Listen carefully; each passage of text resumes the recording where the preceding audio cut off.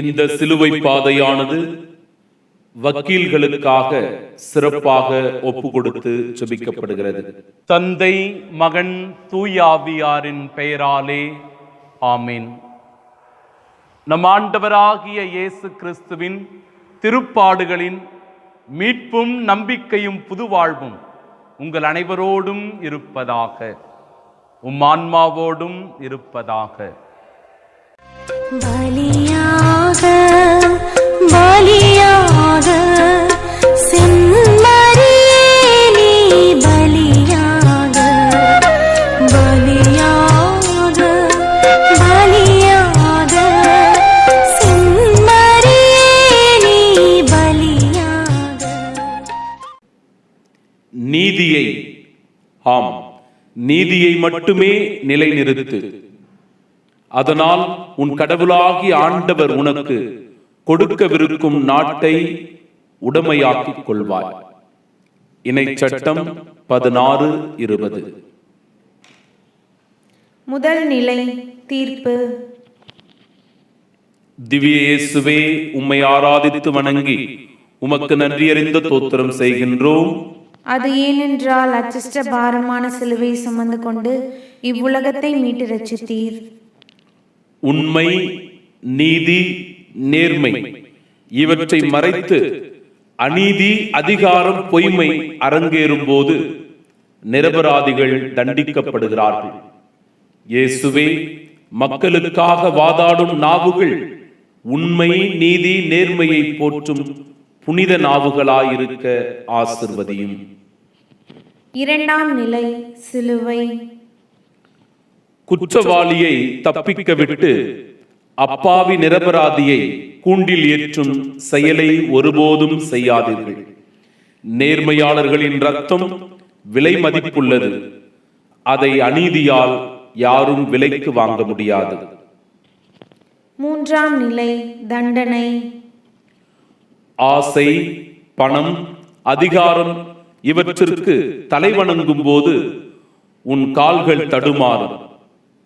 யார் பக்கமும் எதன் பக்கமும் விழுந்து விடாமல் ஜாக்கிரதையாக இருங்கள். நான்காம் நிலை இரக்க குணம். செய்யும் தவறுகளுக்கு தண்டனைதான் முடிவு. ஆனால் தாயுள்ளம் தவறுகளை எல்லாம் மன்னிக்கும் நீதிமன்றம். ஏழை எளியவர் மீது, கைவிடப்பட்டவர் அனாதைகள் மீது, அப்பாவிகள் நிரபராதிகள் மீது கொஞ்சம் இரக்கத்தோடு நடந்து கொள்ளுங்கள். ஐந்தாம் நிலை உதவி. உதவி என்று உம்மை தேடி வருவோருக்கும், நீதி, நியாயம் என்று நாடி வருவோருக்கும் வக்கீல்களே, உங்கள் கரங்களை கொஞ்சம் தாராளமாய் நீட்டுங்கள். ஆறாம் நிலை துணிவு. உண்மைக்கும், நீதிக்கும், நேர்மைக்கும் குரல் கொடுக்க துணிவு வேண்டும். நியாயம் உங்கள் பக்கம் இருந்தால் துணிவோடு எதிர்த்து நில்லுங்கள். ஆண்டவர் உன் பக்கம் இருப்பார். ஏழாம் நிலை லஞ்சம். பணத்துக்கும் பதவிக்கும் ஆசைப்பட்டு யாரையும் கீழே தள்ளிவிடாதீர்கள். அவர்களின் அபய குரலில் எம் கை ஓங்கி நிற்கும். எட்டாம் நிலை ஆறுதல். கண்ணீரோடு வருபவர்களுக்கு, ஆதரவின்றி தவிப்போருக்கும், நீதி கேட்டு வருபவர்களுக்கும் நீர் ஆறுதல் தந்தால், இயேசு உன் வாழ்வில் நீ தடுமாறும் போது, தடுக்கி விழும்போது, சோர்ந்து போகும்போது, தளர்ச்சி அடையும் போது உனக்கு ஆறுதலாயிருப்பார். ஒன்பதாம் நிலை தளராத மனம். வாதாடுவதில் ஒரு முறை தோற்றுவிட்டால் துவண்டு விடாதீர்கள்.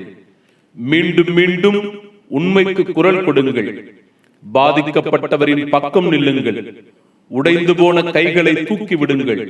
அப்போது இயேசு உம் வாழ்க்கையை தூக்கி விடுவார். பத்தாம் நிலை கடந்துவிட்டு போங்கள். உண்மை, நேர்மை என்று நீங்கள் நிற்கும் போது என் மீது விழும் சாட்டையடிகள் உங்கள் மீதும் விழும். என்னை அவமானப்படுத்தியவர்கள் உங்களையும் இகழ்ந்து பேசுவார்கள். துவண்டு விடாதீர்கள். என்னை பின் செல்பவர் நிலை வாழ்வை கொண்டிருப்பார். 11ஆம் நிலை காயங்கள்.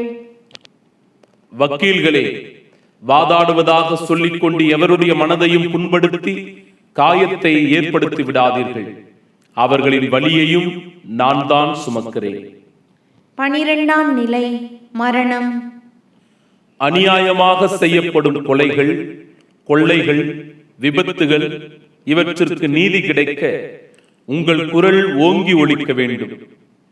அநியாயமாக கொன்ற இயேசுவின் குரல் நீதிக்காக, உண்மைக்காக இன்றும் உலகின் ஒவ்வொரு இடங்களிலும் ஒலித்துக் கொண்டிருப்பது போல உம் குரலும் ஒலிக்க வேண்டும்.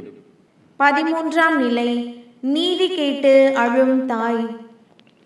இறந்த உடலை மடியில் சுமக்கும் அன்னை தன்னை சூழ்ந்து நிற்பவர்களிடம், அந்த கோரமான கொலையை செய்த படை வீரர்களிடம், அதிகார வர்க்கத்திடம் நீதி கேட்டு கண்ணீர் வடிக்கிறார் மரியா.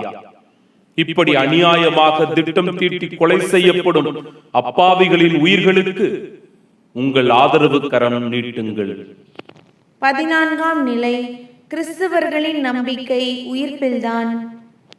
கிறிஸ்தவர்களின் நம்பிக்கை உயிர்ப்பில்தான் அடங்கியுள்ளது. ஆதாரங்களை புதைத்து விட்டதாக அக்கிரமவாதிகள், அநியாயக்காரர்கள் நினைக்கலாம். ஆனால் உண்மையை வெளிச்சத்திற்கு கொண்டு வரும் ஆயுதமாய் நீங்கள் இருக்கிறீர்கள். எங்கள் பேரில் தயவாயிரும் சுவாமி, எங்கள் பேரில் தயவாயிரும். எங்கள் பேரில் தயவாயிரும் சுவாமி, எங்கள் பேரில் தயவாயிரும். மரித்த விசுவாசிகளின் ஆன்மாக்கள் சர்வேசனுடைய இரக்கத்தினால் நித்திய சமாதானத்தை இளைப்பாற கடவது. பலியாக பலியாக செம்மறியே நீ பலியாக பலியாக பலியாக செம்மறியே நீ பலியாக. ஆண்டவர் உங்களோடு இருப்பாராக, உம் ஆன்மாவோடும் இருப்பாராக.